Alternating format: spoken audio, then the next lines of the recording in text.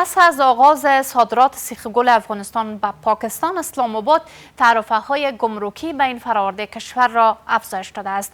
اتاق صنایع و معدن میگوید که افغانستان در تولید سیخ گل به خودکفایی رسیده است و اکنون شمار از کارخانه‌های ذوب آهن صادرات خود را به بیرون از کشور آغاز کردند. از سوی هم وزارت مالیه دلیل آغاز صادرات سیخ گل را صفر شدن تعرفه‌های گمرکی به این فراورده کشور می‌داند. کارخانه‌های ذوب آهن کشور سیخ گل، انگلارن و دیگر گونه‌های مواد ساختمانی تولید می‌کنند و اکنون به باور اتاق صنایع و معادن، افغانستان در بخش تولید سیخ گل به خودکفایی رسیده است. رئیس اجرایی اتاق صنایع و معادن کابل میگوید که افغانستان برای نخستین بار سیخ گل به پاکستان صادر کرده است. ما خوشبختانه در حالت فعلی کاملا خودکفا هستیم. حتی سکتور ذوب ما آماده صادرات است. رئیس عامل اتحادیه کارخانه‌های ذوب آهن میگوید که بلند رفتن تعرفه‌های گمرکی پاکستان بر سیخ گل کشور روند صادرات کارخانه‌های ذوب آهن را به کندی روبرو کرده است. آمارهای این اتحادیه نشان می‌دهد که تا حال افغانستان 1000 تن سیخ گل به پاکستان صادر کرده است. تعرفه‌های بلندی که از طرف حکومت پاکستان وضع شده و بعضی کشورهای دیگه باعث شده که یک مقدار روند صادرات به کندی مواجه شود. وزارت مالیه تسهیل گمرکی را عامل افزایش صادرات سیخ گل افغانستان به بیرون از کشور می‌داند و میگوید که روند انتقال آهن‌آلات داغمه به پاکستان گرفته شده است. وقتی صادر میشه سیخ گل صرف 2 الی 4% مالیات پرداخت میکنه در گمرکات، تعرفه محصولیش معاف شده. افغانستان بیش از 50 کارخانه ذوب آهن دارد که بیشترین این کارخانه ها در پایتخت فعالیت دارند. بر بنیاد اطلاعات اتاق صنایع و معادن، از این میان نزدیک به 40 کارخانه سیخ گل تولید می کنند. در همین رابطه بیشتر صحبت می داشته باشیم با عبدالنصیر رشتیا، رئیس اجرایی اتحادیه فابریکات ذوب آهن افغانستان که اینجا در استودیو حضور پیدا کردن. رشتیا صاحب سلام، بسیار زیاد خوش آمدین به برنامه. در نخست طبق گزارشات گفته میشه بر نخستین بار است که صادرات آهن افغانستان صورت میگیره. میشه بیشتر شما بگوین چطور شده، چطور موفق شدن؟ بسیار زیاد تشکر. پیش از اینکه ما به سوال شما جواب بگویم، خوشبختانه امروز ما بیشتر از 50 فابریکه فولاد و یا ذوب در افغانستان داریم که در حدود 500 میلیون دلار ما در این سکتور سرمایه گذاری کردیم و برای 10,000 نفر زمین کار و اشتغال مهیا ساختیم. درست. خوشبختانه که در تاریخ صنعت افغانستان اولین بار است که ما در حدود 14,000 تن سیخ گل به پاکستان صادر کردیم و یک دستاورد بزرگ به دولت و مردم افغانستان و یک افتخار بزرگ به ماست. خب دلایلش چی بوده که دانستین اینقدر صادرات داشته باشین در این بخش؟ ببینین، خوشبختانه امروز ما در تولید انواع و اقسام فلزات مثل سیخ گل، گادر، تیایرن، انگلارن و چینل ما به خودکفایی رسیدیم. در حکومت قبلی بنابر مشکلاتی که وجود داشت بیشتر از 50% فابریکات ما متاسفانه متوقف شدند به دلیل کمبود انرژی و یا برق و به این شکل قاچاق مواد خام ما به بیرون از کشور و به این شکل فساد بسیار گسترده که در ادارات یا در گمرکات وجود داشت و از طرف هم سیاست‌های دمپینگ کشورهای همسایه. این عوامل باعث ازی شده بود که ما نتونیم در مارکت رقابت بکنیم. درست. و این باعث ازی شده بود که کالاهای وارداتی و یا آهن‌آلاتی که از خارج وارد افغانستان میشد اینا به قیمت خیلی نازل و بدون پرداخت محصول داخل مارکت افغانستان میشد. به این لحاظ بود که ما نمیتونستیم در مقابل قیمت از اونا رقابت بکنیم، نه از نگاه لحاظ کیفیت. و بس دیگه کمبود انرژی بود که ما در ممکن به ماها یا به هفته ها برق نمی داشتیم و یا اگر می داشتیم در حدود 400 یا 500 الی 600 از اون بیشتر برق نداشتیم. بعد از اینکه نظام سیاسی در افغانستان تغییر کرد، در ابتدا با یک سلسله چالش‌ها و مشکلات نه تنهایی که سکتور ذوب آهن افغانستان به او مواجه شد، بلکه تماما فعالیت‌های اقتصادی به حداقلش رسید. و بعد از اینکه چند ماه یا چند روزی که گذشت، ما اولین پیشنهادی که با مسئولین امارات اسلامی افغانستان دادیم جلوگیری از قاچاق داغمجات و یا آهن‌آلات بود که فعلا در افغانستان تمام فابریکات فولاد شما مواد خامش از آهن‌آلات داغمه و کبار به حساب استفاده میکنه که جلوش گرفته شد به پاکستان و در قدم دوم فساد از گمرکات برداشته شد. حالا تن به تن یا کیلو به کیلو محصول میشه و ما میتونیم از لحاظ قیمت در مارکت رقابت کنیم. حتی میتونیم فعلا در مارکت افغانستان قیمت آهن‌آلاتی که تولید افغانستان است ارزانتر نسبت به کالای مشابه وارداتی در بازار تمام میشه. و از طرف هم بحث یا مشکل برق حل شد که خوشبختانه امروز ما 24 ساعت برق داریم و در 2 شفت داریم تولید میکنیم و ظرفیت خیلی بلند تولیدی وجود داشت. به این لحاظ بود که یک بارگی تماما فابریکات ما دوباره به فعالیت آغاز کردن.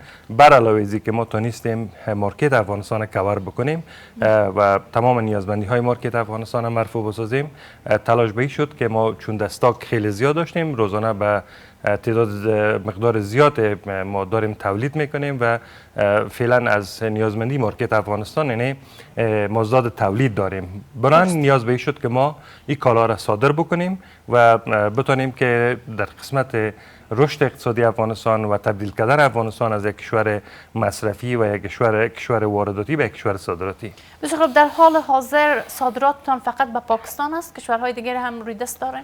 خب برای فعلا صادرات ما به پاکستان است چون تقاضا و یادیمن به پاکستان به آیین افغانستان خیلی بلند است و به او خاطر است که ما فعلا به پاکستان صادرات داریم. اگر مشکل ترانزیت ما با پاکستان حل شود به احتمال قوی که ما میتونیم از طریق پاکستان به کشورهای دیگه هم صادرات داشته باشیم. با مشکل پاکستان اشاره کردن، گفته میشه که تعرفه های گمرکی پاکستان در این بخش افزایش پیدا کرده. روی چه دلایل اینا تعرفه ها رو بلند بردن؟ ببینید یک بحث بسیار جدی وجود داره. امیدوار هستم که مسئولین حکومت افغانستان در این قسمت توجه جدی بکنن. هر کشور از خود سیاست‌های حمایوی در قبال صنایع و یا تولیدات داخلیشان داره. یک از او سیاست‌های حمایوی بلند بردن تعرفه های گمرکی است و یا مدیریت واردات است. هر کشور این کار میکنه. ببینید زمانی که سیزن و یا فصل محصولات زراعتی شما مثل میوه تازه و بعضی اقلام یا محصولات زراعتی شما میرسه، شما همه ساله با مشکل ترانزیت با کشور همسایتان برمیخورین. یا اجازه نمیده یا طرفه های خود فصلی میسازن و یا از نگاه تکنیکی یک مشکل به شما ایجاد میکنه تا شما نتونین کالا را به کشور صادر بکنین.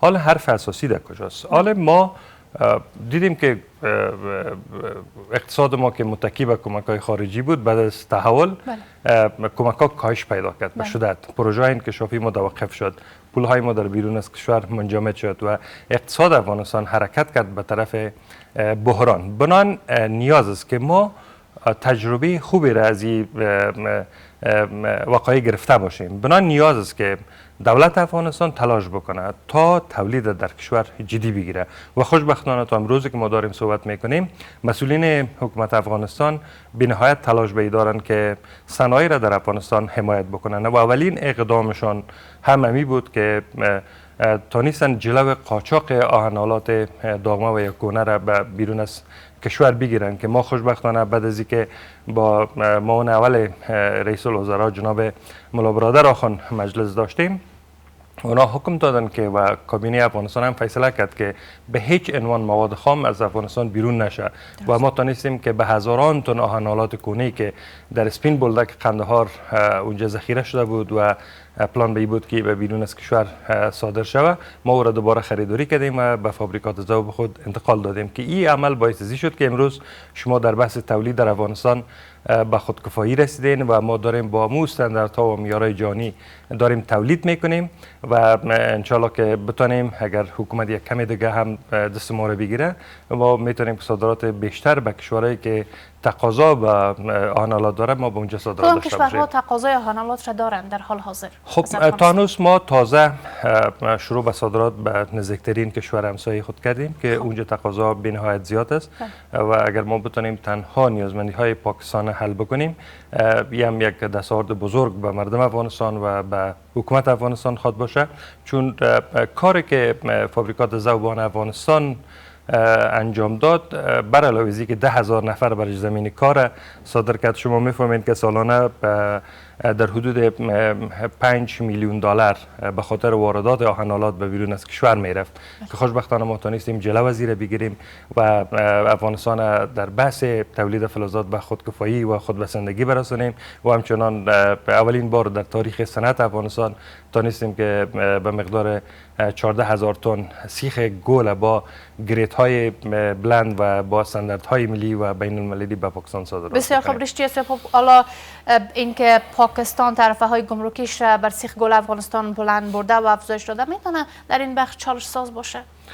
خب بدون شک من خود در ابتدا هم اشاره کردم که هر کشور سیاست های حمایوی خود داره، اما نباید این کار صورت بگیره. این نیاز به یک دیالوگ داره و نیاز به یک نشست داره که از طرف حکومت افغانستان با مسئولین پاکستانی در این رابطه صورت بگیره، چون وقتی که ما میخوایم روابط تجارتی گسترده داشته باشیم، وقتی که ما میخوایم یک همکاری اقتصادی را به میان بیاریم، بنابراین نیاز است که موانع از فرار صادرات افغانستان برداشته شود و بگذارن که ما چیزی که در افغانستان تولید میکنیم به بیرون از کشور صادرات داشته باشیم تا حداقل بتونیم توازن بیلانس تجارتی خود بسازیم.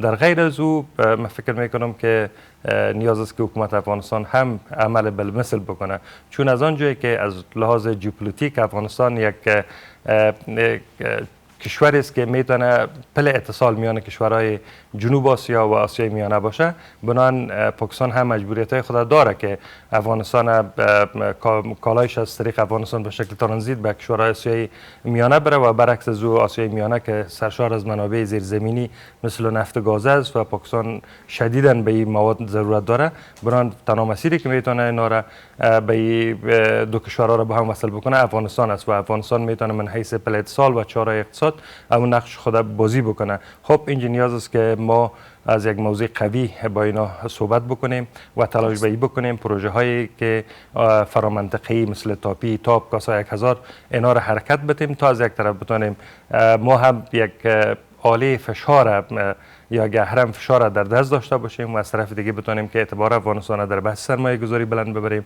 و از طرف هم بتونیم میزان بیکاری را در افغانستان کاهش بدیم. بسیار خوب آقای رشتیا، افغانستان طبق گزارشات بیش از 50 کارخانه ذوب آهن داره که در حال حاضر 40 کارخانهش بر اساس گزارش ها سیخ گل تولید میکنه. فکر میکنین این کارخانه های دیگه هم آل فعالیت دارن؟ شما در جریان هستین یا فعالیت هایشان متوقف است؟ با چه مشکلاتی اینا مواجه هستند؟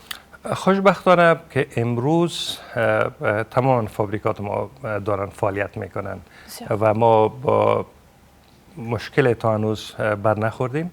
خصوصا ما مشکلی که داشتیم در قسمت برق بود که خوشبختانه این مشکل هم حل شد و در قسمت زمین هم تلاش‌ها خیلی از طرف وزارت محترم تجارت جریان داره که زمینی که فابریکات ما که در جای کرایی داشتن تولید میکردن و یا به خاطر انکشاف فابریکات خود ضرورت به زمین داشتن، اینا مورد بحث قرار داره و جدی از طرف حکومت حمایت میشه. فقط چند مشکل وجود داره که میخوایم که خدمت شما بگوییم. اولی که ما با خودکفایی رسیدیم، درست تمام نیازمندی های مارکت افغانستان ما میتونیم مرفوع بسازیم.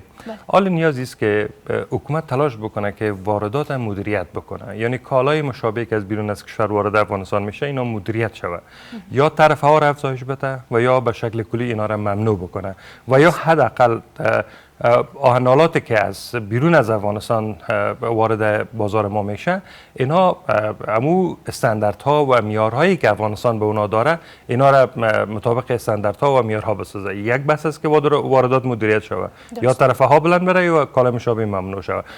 بحث دومی است که در زمان گذشته و یا در حکومت قبلی آهن‌آلات داغمه و یا پرزجات استهلاکی داغمجات حکومتی به خاطر حمایت از صنایع افغانستان در روز زمان رئیس جمهور وقت جناب اشرف غنی را به فابریکات ما داد. برای ما نیاز داریم که یک بار دیگر امارات اسلامی افغانستان داغمجات حکومتی را به فابریکات ما بده تا ما هم زمینه کار ایجاد بکنیم، هم صادرات بکنیم و هم یک عواید به حکومت افغانستان شود. بسیار زیاد تشکر رشتیا صاحب، ممنون که در برنامه حضور پیدا کردید. سپاسگزارم شما.